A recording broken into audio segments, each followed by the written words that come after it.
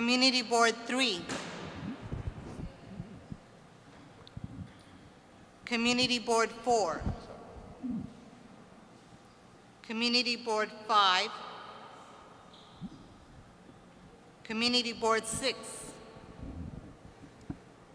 Community Board 7. Manager? Oh. Good morning, Carla Cabrera Carrera, District Manager. Community Board 8.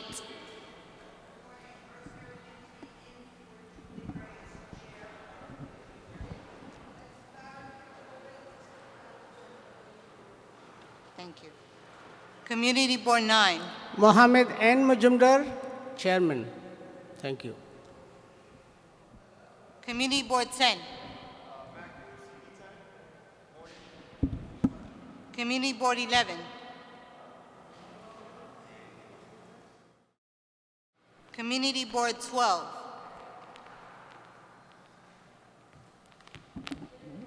Council Member, the Honorable Diana Ayala. Council Member, Honorable Eric Dinowitz.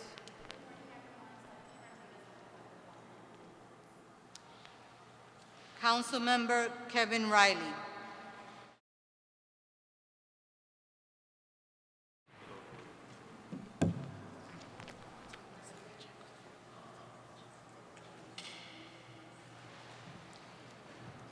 Council Member Christy Mamorato.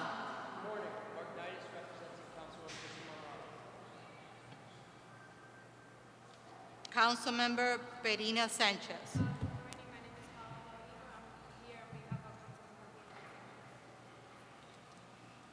Council Member Oswald Feliz. 1, 2, 1. Council Member Althea Stevens. Council Member Rafael Salamanca. And Council Member Amanda Farias. Thank you. Any city agencies that are here that can also be acknowledged?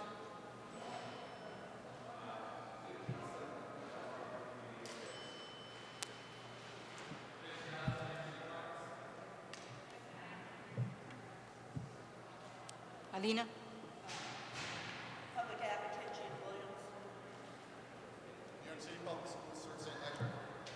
Mayor's Office, Community Affairs, Lena Down.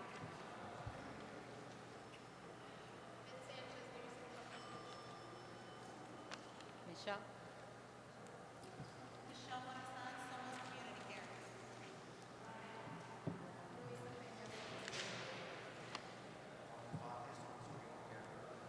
Thank you. Thank you again for all being here. Today we will have a presentation and conversation with the Department of Parks and Recreation. We would like to just welcome Jessica Einhorn, the Chief of Forestry Programs, and Nave Strauss, Director of Tree Planting. They will talk about improving our urban tree coverage and footprint throughout our neighborhoods. You guys want to speak the mics right here? Thank you. What is that?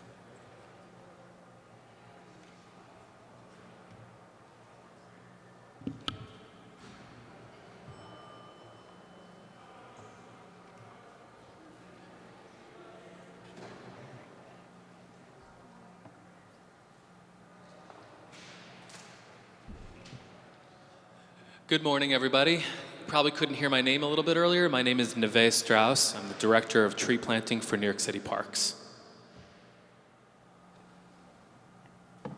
Good morning, I'm Jessica Einhorn, Chief of Forestry Programs for the New York City Parks Department. Yeah, but I also... Is this okay? Can everyone hear me like this? Yes? Okay. All right, so we're really grateful for your time this morning and giving us an opportunity to share about our neighborhood tree planting program.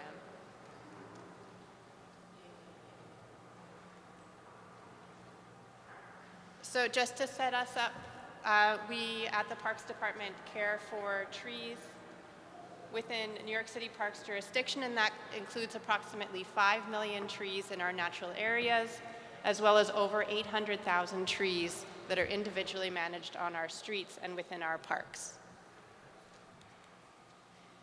And our tree planting program here at the Parks Department is responsible for growing our urban canopy. And since January 2022, just about 3 years, we have planted over 75,000 trees. Sorry, 7,500 trees within the Bronx. And you can see here the breakdown of our community boards in the Bronx and the number of trees that we've planted.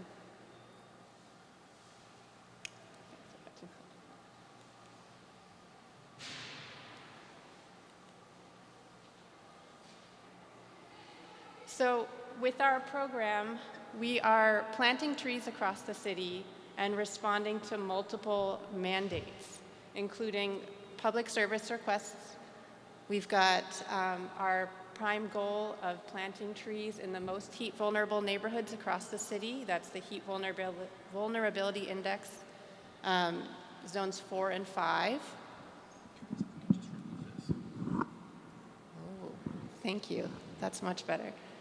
As well as planting trees using city council funding, and lastly, planting trees in response to legal obligations across the city, and that's both for trees that are removed from the landscape and need to be replaced, and also trees that we're planting on behalf of developers that pay us to plant trees for their zoning requirements.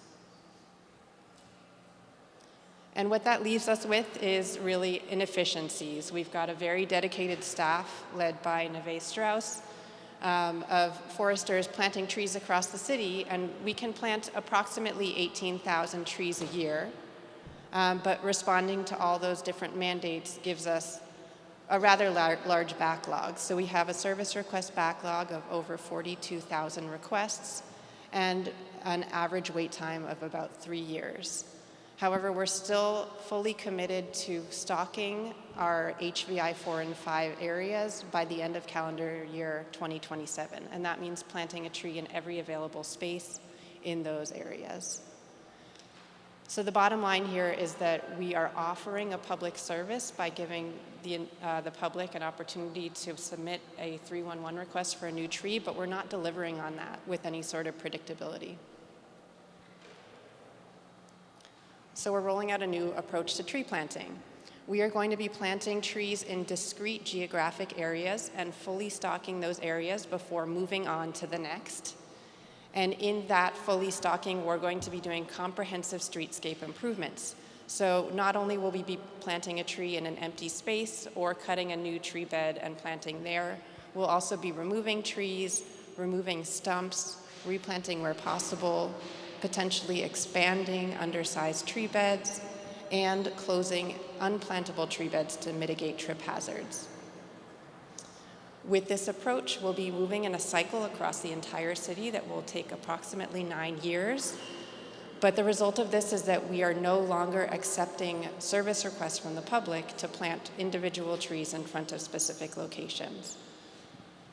The benefit of this approach is that we'll be very community focused, we're going to be more efficient, we may see cost savings, and we're prioritizing in this approach that will still serve our most heat vulnerable neighborhoods first, and we will reach the entire city in this approximate 9-year cycle.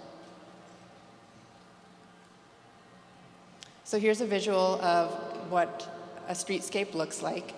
A typical streetscape, you may see a few living trees, a dead tree, and let's say someone puts in a service request to remove that dead tree and plant a new one. With our previous approach, we would come, survey that location, and if plantable, we would plant a new tree.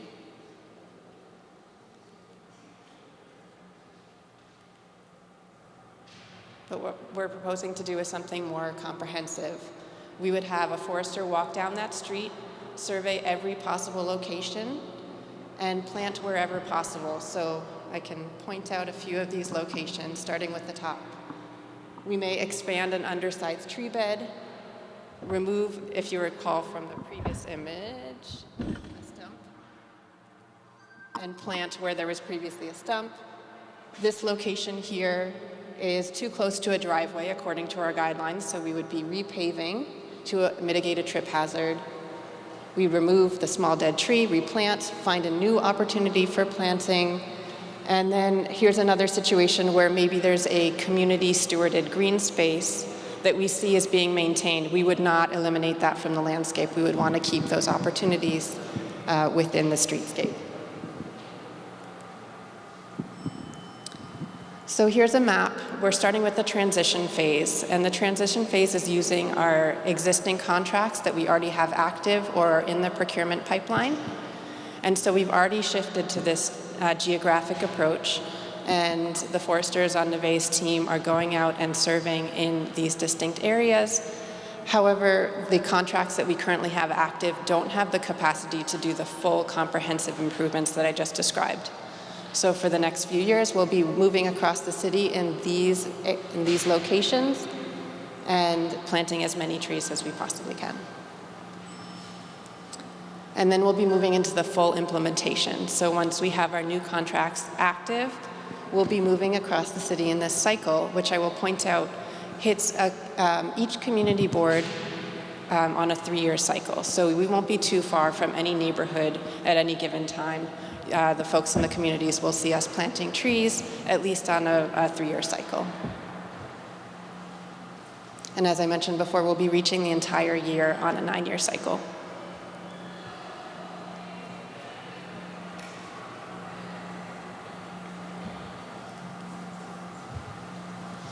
So I just wanted to give you a zoom in the Bronx. Our transition phase is over on the right, moving into phase 1, which is the first 3 years, phase 2, the following 3 years, and so on and so forth, until we stock the entire city with trees. Oh.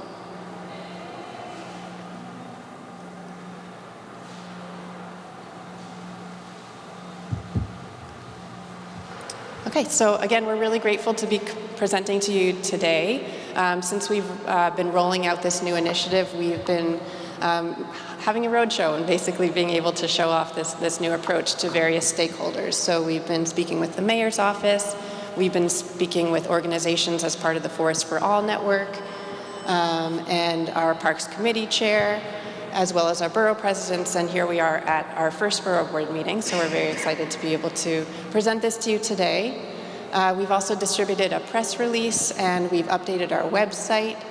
We have ceased taking in new planting requests, and in the coming few weeks, we will be closing the service requests that are currently open in the system, and that closure message will come with information for the public to check out our website, take a look at the maps, and then they will have an understanding of when we'll be in their neighborhood planting trees. And I just want to mention, we don't take that lightly, the closing of public service requests. We know that that's going to raise emotions for many people who have been waiting for a tree for a long time. But we just, this approach is so that we can provide a more predictable and more reliable system so folks will know when we're planting trees in their neighborhood. And then, as I mentioned, the full implementation, when we've got our new contracts active, is anticipated to start in spring 2027.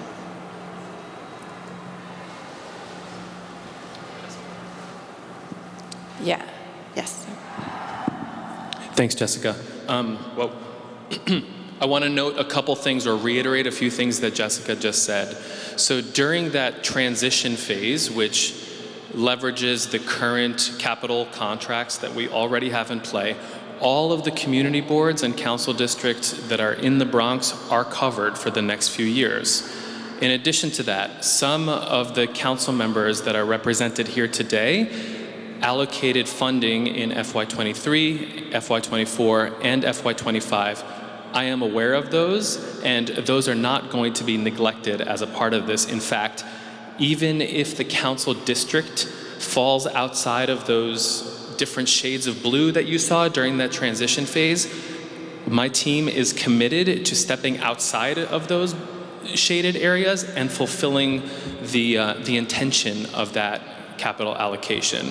So I just want to reiterate and be very clear about that by the time 2026 rolls around, any current allocations through FY 2025 will be addressed through our current contracts. Thank you. Yep. Very important point. So last slide here, we just wanted to give you a quick sample correspondence. So previously, someone may have put in a service request and requested a tree, and we would have said, we will survey the location and plant a tree as soon as we can. And we understand that that response doesn't give someone a lot to take home. So the new response now with this rollout of the neighborhood tree planting program would allow us to provide a year that we are intending to be in that neighborhood, planting trees in every available space. So it gives, again, a little bit more reliability with that correspondence. And I believe that's our last slide. So we're, again, grateful for the time that you have given us this morning, and if there are some questions, we'd be happy to answer. Oh, sorry.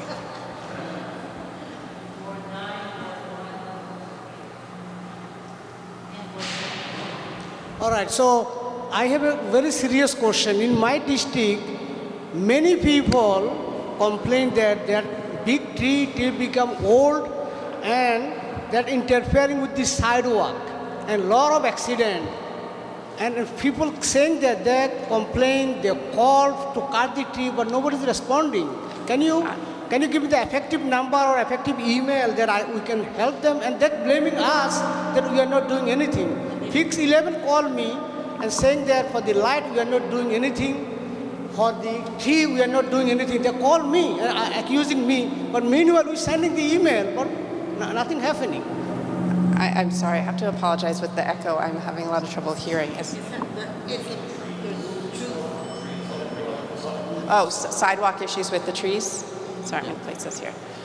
So we do have a program, our Trees and Sidewalks program, that repairs the sidewalk in front of 1 to 3 family homes according to severity. So our program is limited in funding, but you can have your constituents put in a 311 request for a sidewalk inspection, and we'll have a forester come out and take measurements, and if the lift is severe enough, and if it's in front of a 1 to 3 family owner-occupied building, then it will be added to our program for repair. Yeah, but what number to call or what email to send the email for the request? I'd say the best option is to put in a 311 request.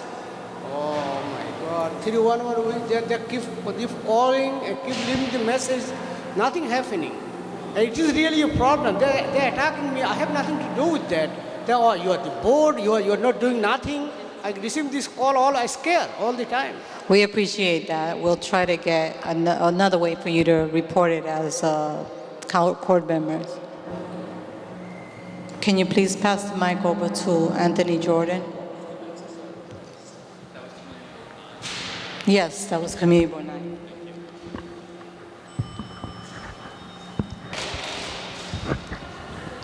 Thank you, Marisol. Thank you. I have a question. I encourage you to. Well, do you have by community boards how many trees are going to be planted in each community board? Do you have a number? Are you asking if we have that number? Do you have a number? On me today. I'm sorry. You might want to use the mic because I can't hear you. Yeah. I don't have the number on me today. Great. We can provide that to the borough president's office. I encourage you to come to community boards also to present, because there are going to be individual issues as relates to equity by community board, and so that's important. I joined my colleague in Community Board 9 to speak about homeowners and who are concerned about not wanting to have trees, but then this the upkeep of their property line when it relates to sidewalks and the trip hazards, and how that's associated to many lawsuits that have happened with not only multiple family but also homeowners. Are homeowners able to reject not having trees planted in front of their house? Are they able to say that is not something that they're interested in for one reason or another, and impedes on them being able to pull into their garage or whatever at all? In general, homeowners are not able to opt out of a new tree planting. It is technically city right-of-way. If there is a case-by-case concern, say, I'm planning to have a driveway built here where you guys are planning to site a tree, they could they could send in a correspondence. 311 requests are still valid except for new tree planting. So this would be a concern about a new tree planting. That's still valid, right? And it would come to my office and they would say, I live at 123 Main Street, and we would ask them for some sort of documentation. Do you have a DOB plan in place that shows that you're planning to put a driveway? Because unfortunately, as you know, some people might try to capitalize on, hey, I'm getting a new driveway. But we want to be absolutely certain that indeed it's an approved plan, it's in place, and then we would potentially reconsider based on the exact details that we're provided with. My final question is that in our borough, we use camera systems in order to help with public safety, and then we have also had some building owners who have invested heavily in cameras being placed around their building, and unfortunately has been concerned about sometimes with trees planted in front of properties that also impede the possible public safety concerns for these cameras that spend thousands of dollars to implement around the district, also around with NYPD. That those trees may be impeding visually being able to help with the cameras that are being placed there. How is the Parks Department working with like NYPD and with building owners who may have cameras around their property in their assessment to determine where trees are being placed? Are we talking about placement or are we talking about maintenance? I think both. Okay. So I'll two-part answer for you. For starters, with planting, we have certain specifications and guidelines that we follow, so we do not plant within 20 feet of a street light. So we're not planting so that a canopy grows within that cone of light. We understand that's a safety concern. We also have a maintenance program that prunes trees on a 7-year cycle, so that when there are branches that are encroaching on that cone of light, we do prune so that there is not as much of an issue with that conflict. Additionally, we work with our city agency partners at NYPD that have certain cameras set up, and they are seeking permits to prune trees, and we do permit that on a case-by-case basis. As far as private property owners who are putting up cameras, they are welcome to seek a pruning permit, but we would approve those only if it does not harm the tree to a certain extent. Well, how are you, again, working with property owners to make sure that you're not likely impeding on likely cameras that are already in place, not cameras that are coming down the line, but cameras that are already in place? For example, I have a large property in our district who has had this fight back and forth and have been paying out of their own budget to prune a tree because Parks Department takes so long to come over and prune the tree, and then they have a multi-$100,000 across the entire property camera system that they have put into place that they use for public safety, and Parks Department is slow in the turnaround and getting this done. So I'm just wanted to know, how are you talking to the neighborhoods where you're bringing this great project in? Thank you, Marisol.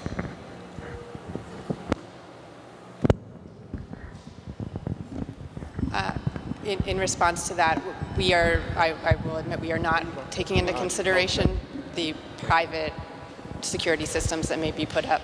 There are limited guidelines that we can follow when we're planting, and we may not be aware of that. But as we are planting, we put decals on the pavement or flags within lawn strips so that folks can be aware that we're planting. And as Neve mentioned before, if there's a specific issue, folks are welcome to get in touch with us, and we can work it out on a case-by-case basis. Thank you, Matt Cruz, CB10. Will the Parks Department install tree guards to some of the newly installed trees? Great question. We are not funded to install tree guards on every tree throughout the city. We do have some funding that we can dedicate towards trees that are in a very high pedestrian traffic area. But this is something where we're very interested in engaging with our council members to see if funding that they have previously put towards planting could go towards tree guards, and that would be a real benefit towards the establishment of these new trees. Thank you. I don't know if there's anything you want to add. The last thing I would mention related to that is that while we don't have dedicated funding for installing a guard around every single new tree. There are other mechanisms if folks have the financial resources, or for example, a business improvement district has the resources. We have a nonprofit program that I also run. It's called New York City Parks Tree Time. It is fiscally sponsored by the City Parks Foundation, our nonprofit partner, so we can accept private funding for installing tree guards, and we routinely do, and it's usually at a lower cost than the city incurs through public funding. Hi, I had a couple of questions. One, is this presentation on your website yet? And if not, can you obviously send that to us? Yeah. The presentation itself is not on the website yet. The maps are. Okay, thank you.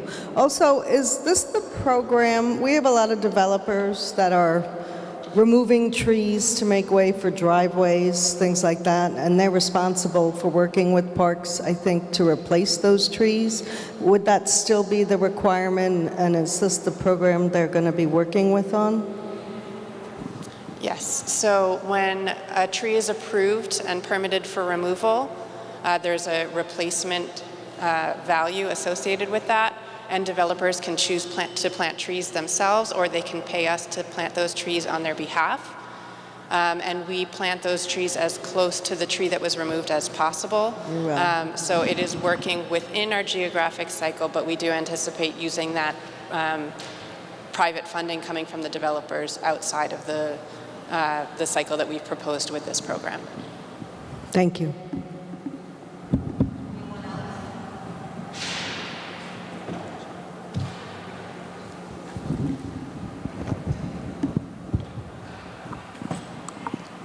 Okay, if we don't have any more questions, just know that we will be sharing the slides after the meeting. You'll be getting them all electronically, and we will figure out a way where you guys can follow up with the Department of Parks. So at meetings, either at your community boards, maybe have a different kind of contact should you have issues that come up. But generally, we do want the residents to call 311. Does two things. It puts in the complaint in the system, as well as helps us to monitor and track their response. So please do not disregard the 311 complaint system. Okay? Thank you very much for your time today. Thank you all for your time. For our next presentation, we're joined by the Department of Education or the New York City Public Schools. Their Family and Community Engagement Office will discuss the upcoming Citywide Community Education Council elections.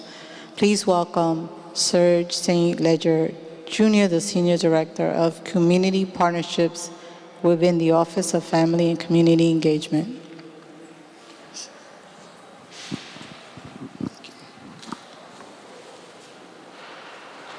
we go. Thanks. All set. All right, good morning, everybody. So on behalf of Chancellor Ramos and Deputy Chancellor Melendez, I want to thank you for your time this morning. My name is Serge St. Ledger Jr., Senior Director for Community Partnerships at New York City Public Schools in the Office of Family and Community Engagement. I'm joined by my colleague, Lynn Sanchez, who is the Director of Governance in the Office of Family and Community Engagement. So today we're going to be talking about the upcoming 2025 Education Council elections.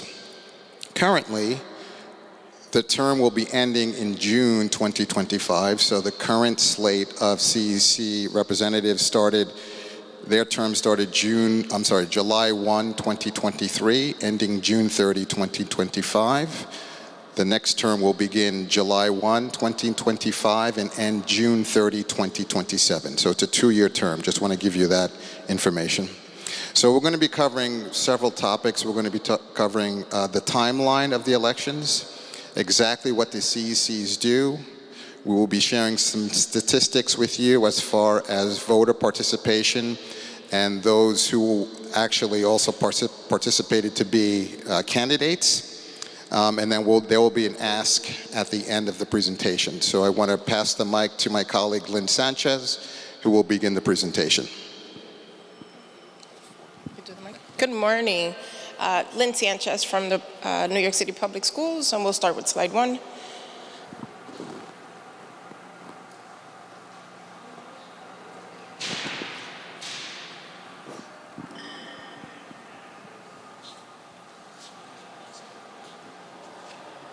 All right.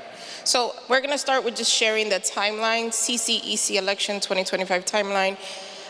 We'll start with, there will be a press conference, a press release, January 9th, just sharing with the public that the election, the applications will open January 13th of 2025, and folks can apply through mid-February. Late February through late April, we're going to host, or there will be a series of candidate forums, and that will be held by district. In each district, there will be a forum where the voters will have the opportunity to hear from the applicants and why are they applying, what are their goals, what do they want to do, who they are, etc. This will be an opportunity for the voters to know who their candidates are that may potentially represent them in the district. Late April to mid-May is when the voting process begins. And in order to vote, everyone needs to be, 1, you need to have a child within the New York City public school system. 2, you need to have a New York City public schools account. So a NICSA account is also called a NICSA. And in order to vote, you need to have the account so that you can go on and vote. In order to apply as well, you need to have a NICSA account in order to apply and submit an application. Lastly, June 2025, results are submitted. Results are made public, and then, as Serge said, the term starts July 2025 and runs through June 30th, 2027. So, what do community education councils do? So, these are some of the points. These are some of the areas of work. So, they work closely with their local superintendent to evaluate educational programs within their district and student progress. They recommend improvements of school buildings, so they do visit, they liaison with specific schools. They divide those schools up amongst themselves as a council. They visit the schools to look at the make of the building and provide recommendations for improvement. They contribute to the hiring process with superintendents and parent coordinators. So they actually do get to sit in these spaces and ask questions to the candidates that are applying for positions. And then they approve school zoning lines and submit those to their superintendent. Next slide. And just to continue, CECs organize town halls with their superintendent. This is done once in a term. So every council gets to host a town hall with the chancellor.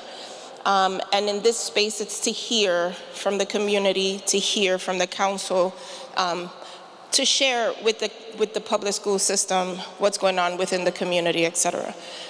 They host hearings, or they hold hearings on budgets and other matters, participate in joint public hearings. These are specific to co-locations, school closures, or changes within school buildings.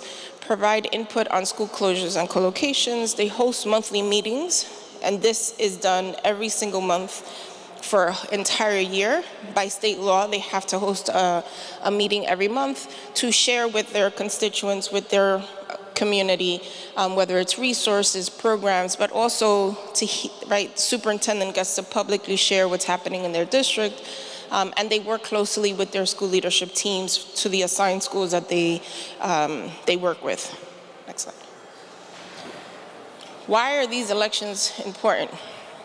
So just so that we all know, CCEC stands for Citywide Community Education Council, and it gives parents the opportunity to be part of decision-making that impacts children's education. Through this process, they're also they're represented by their community, so by their own constituent within their district, to work together to do improvements in schools and so forth. And then they play an important role in approving school zoning lines, which are the lines that determine what schools are within specific districts, as well as making recommendations on the budget, on school improvement, and on the hiring process. Who elects the education council members? So Who elects them are their own peers, the parents of children that have students that have their children attending public schools within their district. Both parents, well, the parents go on their NICSA account and they're able to vote elect the elected body.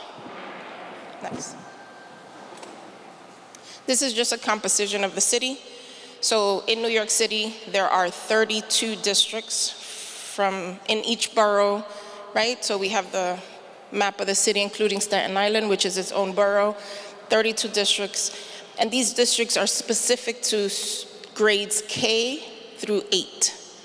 However, to get to the number 36, we have 4 citywide councils that represent specific populations across New York, right? So we have high school student, so there's a citywide education council on high school.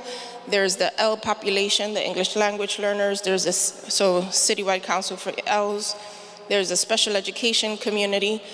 And these specific themes, right, they're citywide. So you have students across the city in different boroughs, high school L, special ed D75. That's why they're all citywide. Next slide. And that makes 36 councils. Community Education Council, the specific to the number 32 per district. So there are 12 voting members, 10 of which are elected per district by their peers. 2 parents are elected or are appointed by their borough president. So each borough president appoints two parents onto the Community Education Council. In the Bronx, we have 6 districts, District 7, 8, 9, 10, 11, 12. And the Bronx Borough President appoints 2 parents per district. And then we have 2 non-voting high school seniors per district as well. This is the citywide composition. It's a little bit different because, again, it represents the entire city. So for the high school community, the voting number is a little different from the other 3. For the high school, you have 13 voting members, 10 of which are elected by their parents, but it's 2 members per borough that get elected. So there's 2 high school parents elected from the Bronx, 2 from Manhattan, 2 from Queens, 2 from Staten Island, 2 from Brooklyn. And then the Public Advocate's Office appoints 1 member. We have 2 appointees from the other councils to represent, and then 1 non-voting senior. On the English language, special education, and D75, the number is the same. It's 11 voting members, so 11 members are elected by their peers. I'm sorry, 9 are elected by their peers, so the total number is 11. 9 represented parents, 9 parents elected by their peers, 2 parents appointed by their public advocate. Same goes for special education and D75. Next. All right, so here we're gonna move on. Serge is gonna talk about the NICSA account. All right, thanks, Lynn. So as Lynn mentioned before, each parent, public school parent, should have a NICSA account, New York City Schools account, in order to vote in the upcoming CCEC elections, and also if they're interested in running, they also need to have a NICSA account. But the NICSA also holds different types of information, not only the ability to vote or to run in the CCEC elections, but also you can have information about your child, grades, attendance, I believe even information about transportation, if your child also receives transportation. It's all included in the NICSA account. So we're hoping to have all New York City public school parents having a NICSA account, and any parent can go to their parent coordinator at their school in order to learn how to register for a NICSA account. So we're really pushing this in the beginning stages of this election, the election process, to make sure that all parents, number one, know about the NICSA account, but ultimately register for a NICSA account as well. So just want to talk about eligibility in voting and eligibility in running as a candidate. So voting is based on where your child goes to school, right? Eligibility is student driven. So in this first scenario, Nia has 2 kids, a 4th grader with an IEP in District 24, and also a son who's a 9th grader in a Bronx high school, right? So this particular parent has the ability to vote in 3 separate CEC elections, CEC 24, Citywide for high school because her son goes to a high school, and also Citywide for special education because her daughter receives special education services. Okay, does that make sense? Yep.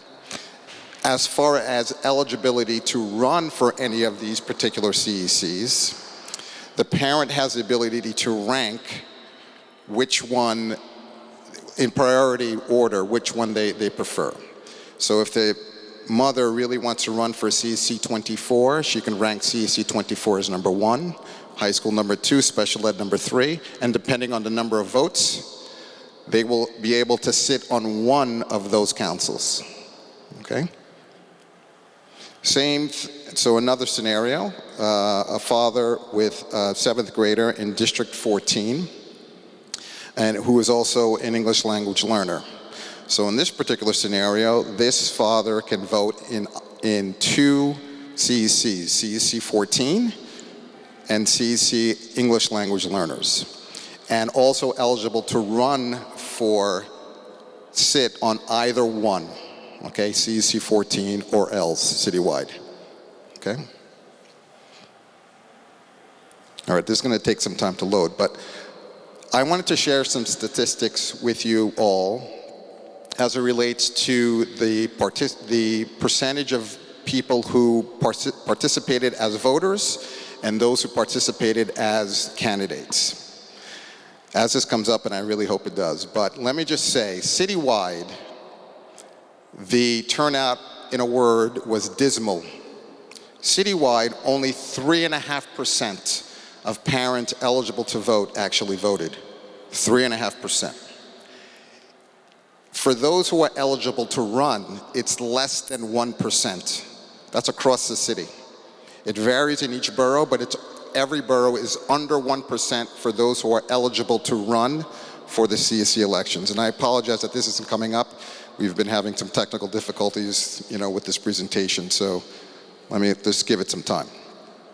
But I will share this, we will share this not necessarily in PowerPoint, but I'll put it on how do you call it? I'll put it on a Word document actually, so everyone can see throughout in each borough in the Bronx about voter turnout and candidate turnout as well, okay? But just to say, again, citywide, 3.5%, right? Imagine if only 3.5% of people voted in the past presidential election, right? So we need to bring these numbers up, and that's why we're doing these presentations in all borough president's offices. So we've done every single one except for Manhattan, which is happening on Friday. But we just want to make sure that we bring these numbers to you to ensure the importance of voter turnout, and also to make sure that people who are eligible to run also throw in their hat in the ring, okay? And I apologize for that not coming up. So election materials. You will begin to see these materials in every single school across New York City, if you haven't done so already. And we want to make sure to show this to you. And we're also going to ask the Borough President's Office to put this on their website in order for the general public in the Bronx in particular to begin to see this message and to make sure that people understand the timeline that elections will be coming up. Candidate will be looking for candidates at first, but voting should be happening in April and May. Okay, so keep an eye out for these materials which you should see in your schools citywide. Okay. So how can the borough presidents help? We're asking that the borough president's offices support the messaging to the community about outreach for voter and candidates. Okay, as I mentioned before, we want to bring those numbers up.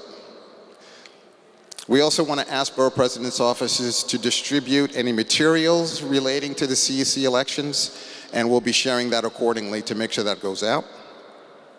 And we also will be hiring consultants to support the election process. We'll be hiring consultants, 1 project manager, 1 outreach lead, 1 data analyst, and 16 to 20 outreach coordinators. And these are, again, this will be shared, the PowerPoint will be shared, so you'll have access to the PDFs, the job descriptions for each of these. And we're asking all borough presidents' offices to share this as well in order for us to get the best candidates as well for these consultant positions, which are temporary.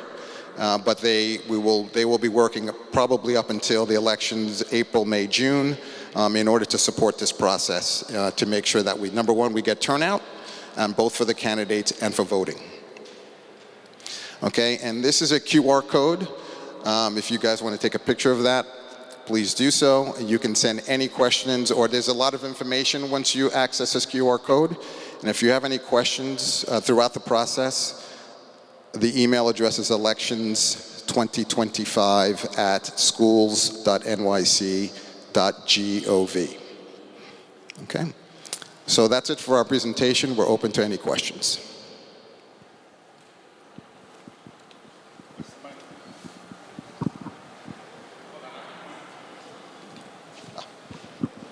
Community Board 8. Hold on. You need a mic.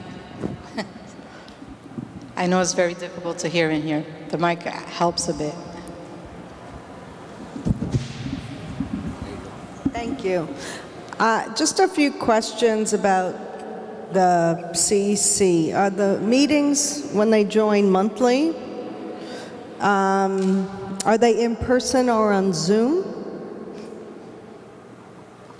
And also, are they enable for Spanish speakers as well? Because I know that's a big, block for a lot of parents. So good question.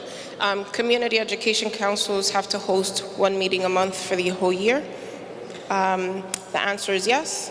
To your question about interpretation, each council, the answer is yes. There's interpretation at the request of the council and the language that they need. So if they know that they need Spanish, if their population majority is Spanish or Bangla or any other language, Chinese, Mandarin, then they submit the request in advance and they have interpreters in the space. To your question about whether the meetings are in person, most community education councils are hosting their meetings hybrid. So as per open meetings law, they have to have quorum in the meeting space in person in order to conduct an official business meeting, but their community and anyone that's able to join them virtually is able to do so.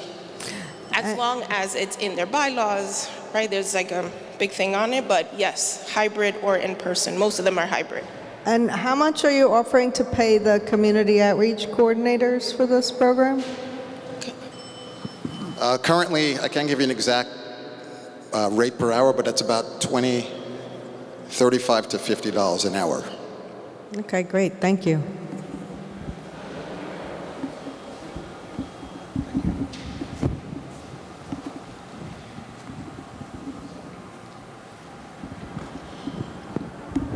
Thank you, Marisol. A question. Good morning. Regarding the Community Advisory Council setting policy around zoning, a large concern for some of our constituents is that while you have zoning policies in certain all schools, how does the Chancellor's office or the superintendent impact those zoning maps? Because the concern has been is that people in certain communities have been going to schools that are very close to where they live, especially our homeless population, and they've been told that they are zoned out, and that impacts enrollment and among other issues. There have been some principals who have been concerned because they're willing to take anyone and everybody because a lot of our public school system is under-enrolled or low enrollment.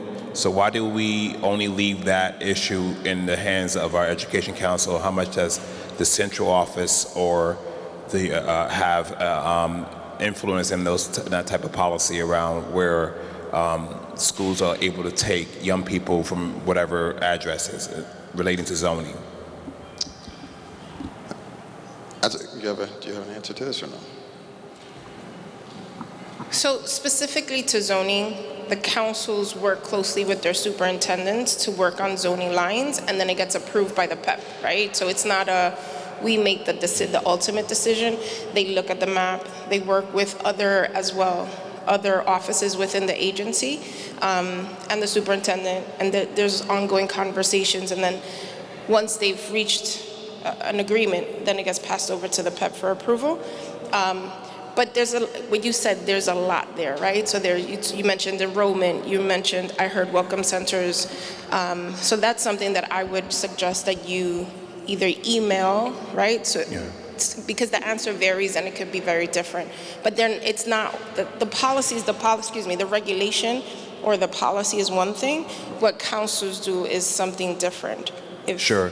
I would assume that zoning had a lot to do with maybe not that schools shouldn't, not to create overcrowding in public schools, but now since that is not an issue, maybe the council can impact that in some way to suspend that rule where zoning becomes the issue, because again, our classrooms are underpopulated, and then again, we have people who live in shelters or either in housing who need to get their kids in school, but they got to bus blocks to get their children to a classroom, where we should be looking at how can we just get these classrooms as I don't want to say full because I don't want no issues, but as populated as possible. So maybe that's something we should be reevaluating, how zoning is still a requirement in our public school system, at least until we have classes that are not under-enrolled anymore. Thank you, Marisol. Thank you.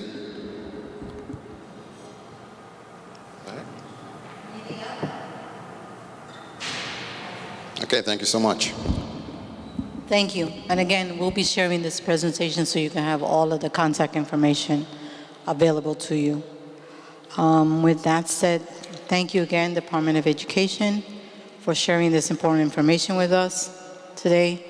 For our next presentation, we are joined by the SOMOS Community Care as they share information on social determinants of health and a recent grant that was received for the expansion of this work. I'm sorry, I do know the names of the people that are here. Michelle Morazan and her team. Please come forward.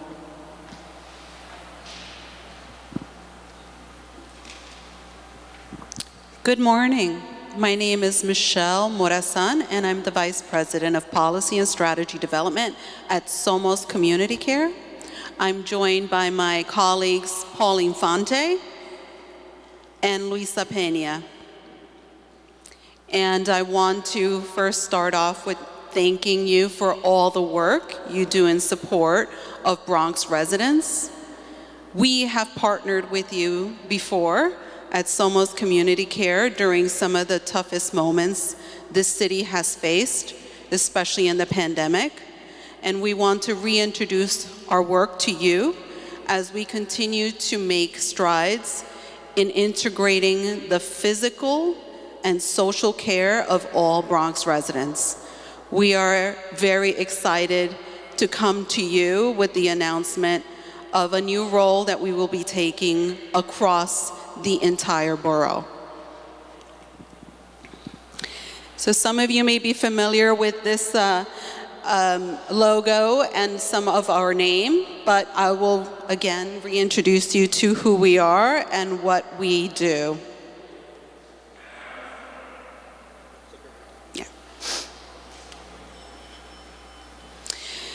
So when you think about SOMOS, I want you to think about the idea that there are physicians in neighborhoods that decided to create community-based practices in areas where they can treat others that have a similar culture, language, and background. This was a group of doctors who started to create independent physician associations about 30 to 35 years ago. And the purpose that they decided to get together and collaborate was to address the terrible health inequities that our communities face. I do not need to tell you the degree to which our people are not having equal access to the best health care that this nation and this city can offer. In addition, a tremendous amount of impact that these health disparities have on our fellow Bronx residents. So when you think about SOMOS Community Care, we are a nonprofit. We're actually headquartered right here in the Bronx in the Kingsbridge section. And what we do is we support a network of over 3,000 providers.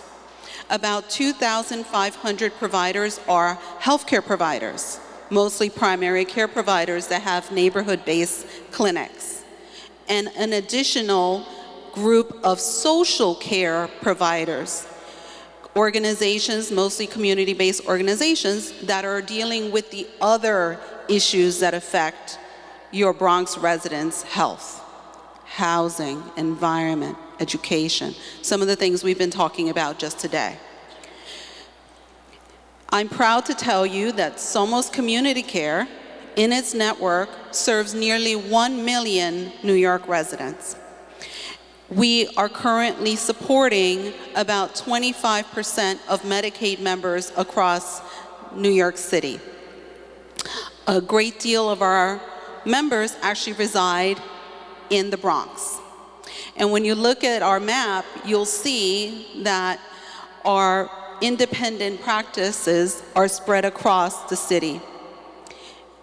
The location of these practices is very purposeful and intentional. The practices are located where there are hotspots in health disparities, where we see a tremendous amount of unequal access to quality health care, where health care is focused on the health outcome and not on volume. As you know, a lot of our Medicaid patients, when they go to the offices, they often only see a doctor for 10 minutes. And we know that in 10 minutes, you cannot address all of the issues that are impacting their health. So what we have been dedicated to doing since SOMOS Community Care was founded 10 years ago is to address this issue of equity. Because we understand that our patients are facing a tremendous structural and marginalization in their neighborhoods, and we want to break that down. And we're using different strategies to achieve that.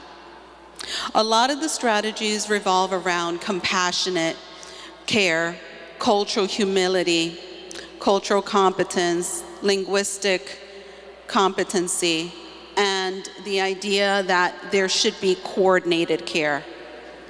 A lot of our patients have multiple conditions that need to be treated by a variety of different types of providers. So what we try to do is really create a coordinated effort amongst the providers that are touching the lives of the patients that we serve, including providers that are addressing the social needs of our patients. So our mission is to expand health and equity in healthcare for the most underserved communities, and our vision is that we're going to transform the way in which healthcare is provided for Medicaid members so that they can thrive, so that they can really live a full life. And I would like to show you a short video about what we feel is most important in terms of our work and what we want to deliver in partnership with you. Can we increase the volume on the video?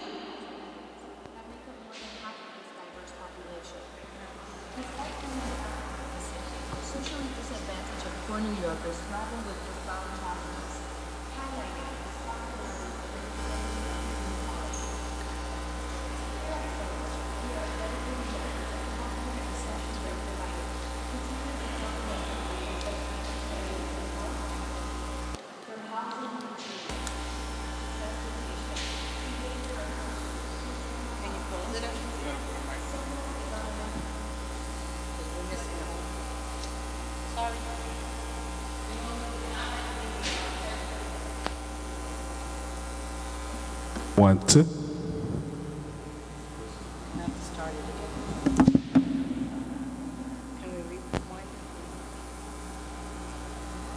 In the vibrant city of dreams, New York, the reality often falls short for marginalized communities that make up more than half of its diverse population. Despite being the backbone of the city, socially disadvantaged and poor New Yorkers grapple with profound challenges, highlighting the stark realities of instability and inequality. Here at SOMOS, we are a dedicated network of healthcare and social care providers determined to comprehensively address these disparities in health and well-being, from housing and nutrition to transportation, behavioral health, maternal health, and safety. SOMOS is on a mission to overturn systemic inequities that hold back the city's full potential. We are going beyond conventional medicine. SOMOS embraces a transformative social care model, recognizing and responding to the unique needs of every community member. With a vision that transcends healthcare, SOMOS aspires to create nurturing wraparound environments where even the most vulnerable New Yorkers can thrive. Join us on this journey as SOMOS paves the way for a healthier and more equitable future, creating and redefining the narrative of health equity for the entire city.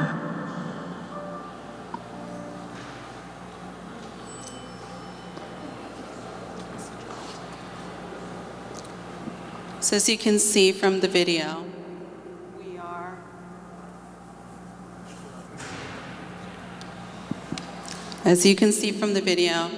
we are quite an emotive group. We feel very passionate about what we do.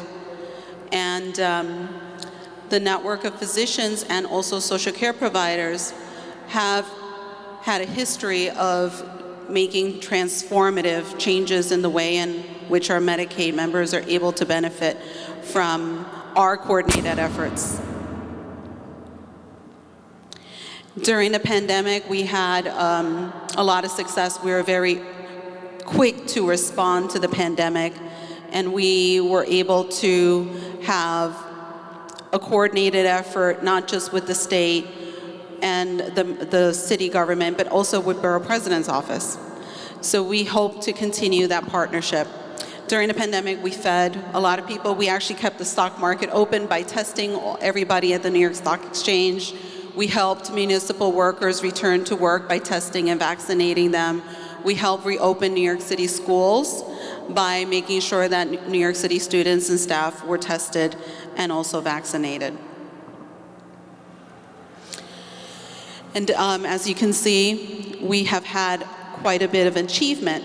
And what we're looking at now is taking those achievements and translating it to a new project that we are launching. A lot of our patients, almost exclusively, our patients are on Medicaid or Medicare. Some are dual eligible patients. We work very closely with the New York State Department of Health. And the New York State Department of Health in the past had SOMOS work on a number of population health management programs and also programs to reduce unnecessary emergency room utilization. And we had great success with that. In between 2015 to 2020, we actually reduced emergency room utilization by about 28%. So we're very proud of those achievements. In recognition of the work that we have been doing with the New York State Department of Health, the New York State Department of Health has appointed SOMOS to be the lead entity in a new program that is funded by innovation dollars from the Medicaid block grant. This program is called Social Care Network. And what we're trying to do with the Social Care Network is really look at what are the social determinants, what is really happening with Bronx residents. Can we really look at issues of poverty and issues of housing, nutrition, etc., that are really affecting an individual? When an individual goes to the medical office, they get treated for about 20% of what's going on in that medical office. When they leave after that hour visit, they're faced with 364 days of all the other issues that are going on in their lives, which can be toxic stress, lack of housing, lack of nutrition, social isolation, behavioral health issues, you name it. I don't need to tell you, you work in the field every day, so you know how tough and complex these issues are. So the idea of this program that is being funded by the New York State Department of Health is to figure out a way to work together as a social care network to address those issues. So this is the model of the social care network that has been developed by the New York State Department of Health. The idea is that the Medicaid member will be able to benefit from coordination amongst a number of different groups. If you look at this ecosystem, we need to make sure that that ecosystem of support for the Medicaid member actually works, right? So the social care network will be responsible for coordinating all of these different supports in that Medicaid member's life. And it will partner, this is one of the things that is really great and exciting, it will partner with community-based organizations right here in the Bronx to achieve that integrated and coordinated care.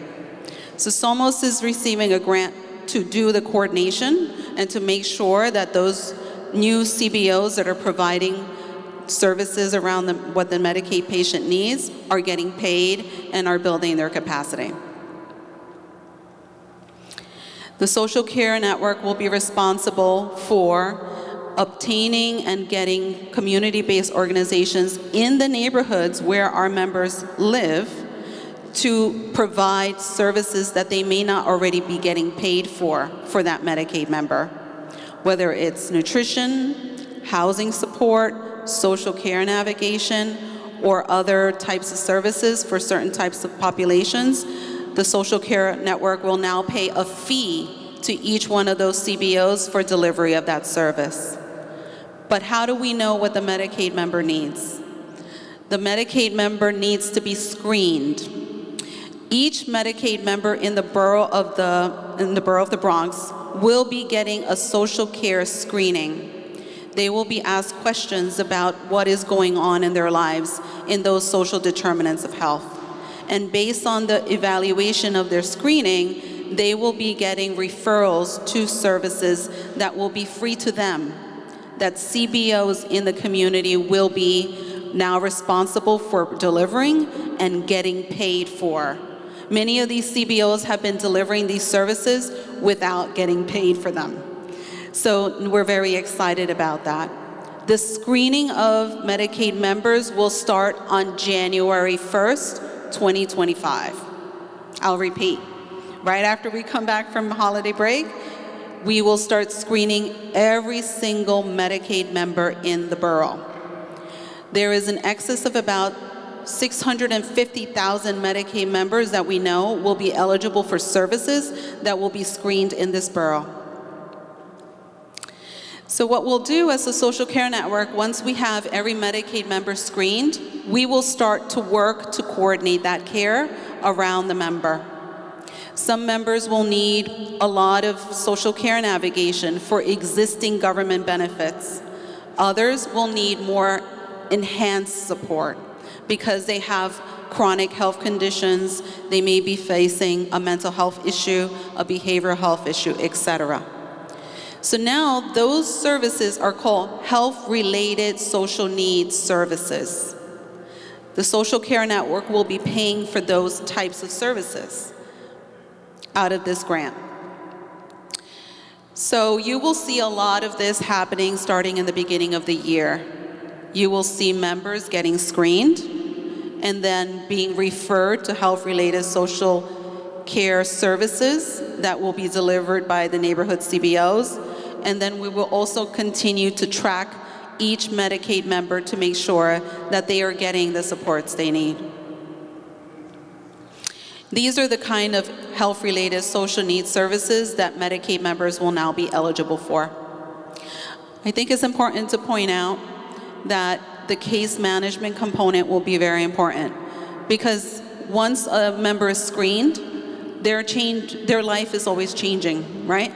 So we need to continue to track what is happening so we could be very agile and responsive to those needs.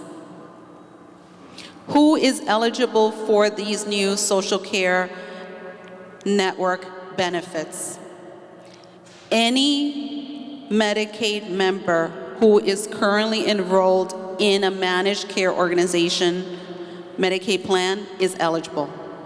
So as you know, with managed care, almost all Medicaid members are currently in a managed care organization plan, a health plan, Health First, MetroPlus, etc., right?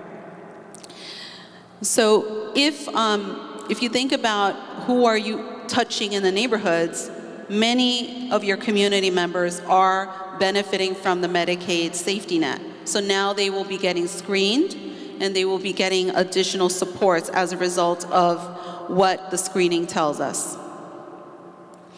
The screening will be taking place once a year, but there's some situations in which the screening may happen more often. Once the screening is conducted, each Medicaid member will be assigned to someone who will support them with social care, regardless of the level of support that they need. So case management is going to be very important, and we are going to track what that member needs over time. There are certain populations, this is something that we're very excited about, there are certain populations that will be getting enhanced support that will be paid for through this grant. Now, if you look at this list, I'm sure you know a lot of people in your community that are having these conditions. They could be pregnant, they could have a serious mental illness, they could be transitioning from an institution such as foster care, the criminal justice system, they could be dealing with a chronic illness. If they're under the age of 6 and are at risk for a chronic illness, which is most likely almost all the children in the borough that are at risk because of environmental conditions, etc. Okay? So these members will get enhanced services besides the social care navigation and case management. There will be services such as temporary housing for 6 months, home remediation, nutritional classes, the provision of meals, medically tailored meals, etc. I could go into more detail about what those services are, but let's not forget who is delivering the services. The CBOs that work in your districts will now be receiving payment for those services. And it is also the responsibility of the social care network to put support into those same CBOs so that they can continue to grow their capacity over time.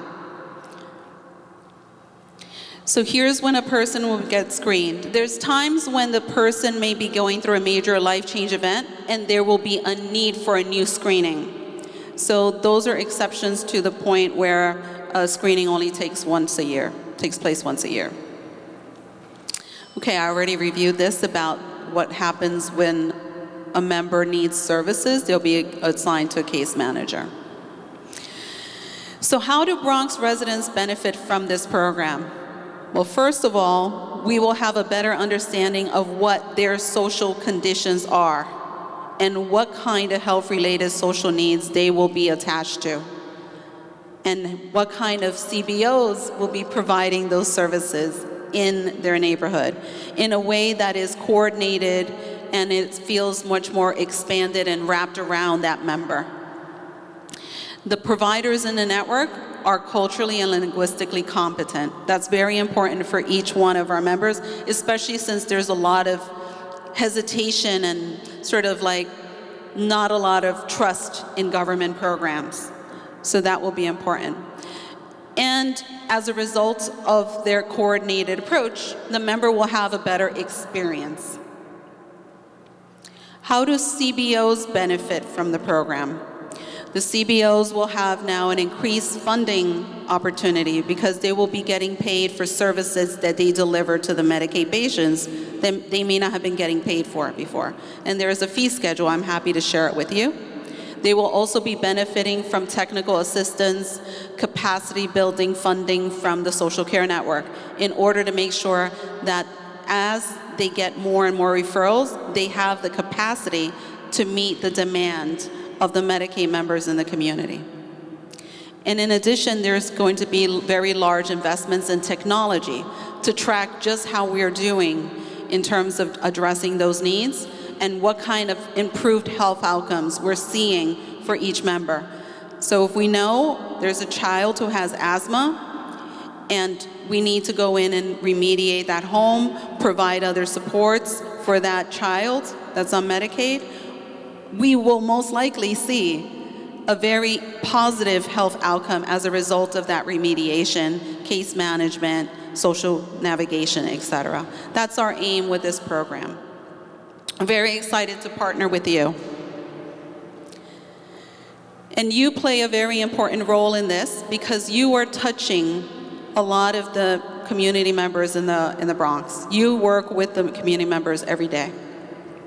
How can you help us?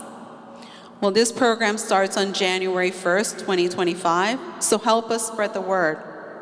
Let us know if there's any community-based organizations in your district that want to take part in this new program. There's lots of benefits to them, and we're happy to work directly with them. There is no application deadline or anything. We have a rolling admission.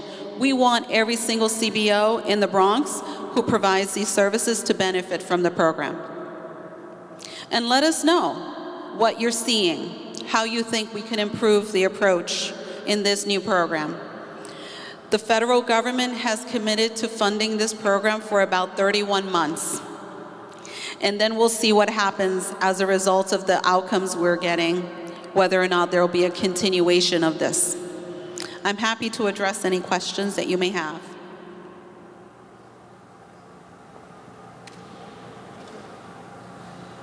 No questions? Okay, thank you.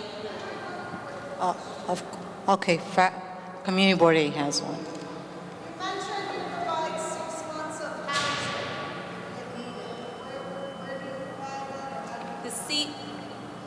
We have CBOs in our network that are already providing housing. Through this program, they're going to receive funding to increase their capacity to provide housing. So one of the main challenges right now is making sure we know a lot of our Medicaid members will need housing. So one of the main challenges that we're working on is making sure that the CBOs have the support they need to find and be able to create that housing for those members. So we are very, very challenged with that, but we're working very aggressively in addressing that challenge. Well, thank you. Thank you so much for this great information. I'm pretty sure that having a holistic approach to helping our residents will go a long way to their well-being. So thank you again. With that, that concludes the 3 items that are on agenda, but if anyone has announcements from the community boards or city council members or even city agencies that they wish to share at this point, please do so. Okay.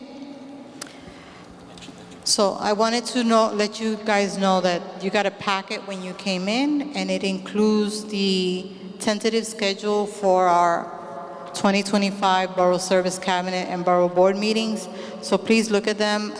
We're trying to stick to the first or second Monday, depending on when it lies, and the first or second Wednesday for the alternating to separate meetings. Okay, we have Nelson who wishes to share some information. Good morning, everyone. My name is Nelson Palacios. I'm the Director of Education and Youth Services here at the Borough President's Office. I just wanted to share and piggyback on the presentation on FACE's presentation about the CECs. There are currently 2 vacancies for the Borough President appointees that we're seeking application for, and that will be for CEC 8 and CEC 9 here in the Bronx. That is independent of the elections that are forthcoming.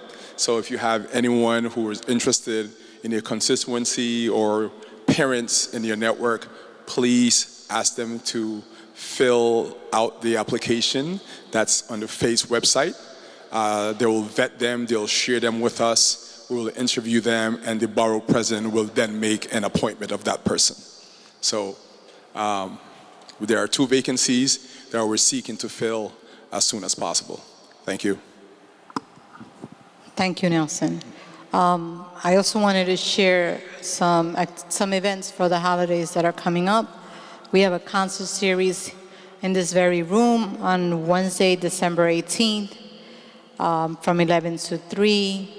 And we also we're joined with the Community Affairs Bureau section of the Bronx of the NYPD a Christmas party on Thursday, December 19th, from 4 to 7 at the Bridgehaven facility, 165 West 169th Street.